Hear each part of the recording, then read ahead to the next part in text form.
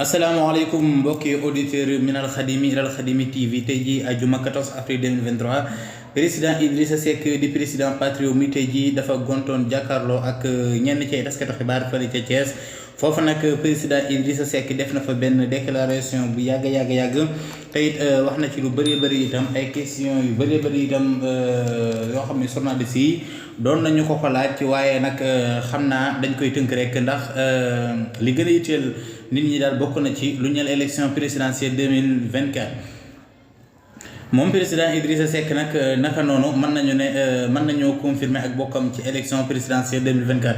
ndax taskatu xibaar yu bëri bind nañu ko bu ñu sukkandikoo ci ku mel ne Sénégo ak Seneweb ak Actu 221 ak yeneen yoo xam ne daal teewoon nañu ci conférence de presse ba nee nañu daal président Idrissa Seck dafay nekk candidat présidentiel 2024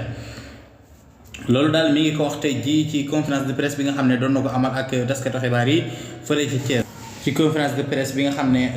amal na ko ci ngoon am na it benn journaliste bu ko laajtee ndax di nga bokk ci élection présidentielle mu tontu ko ne ko ndax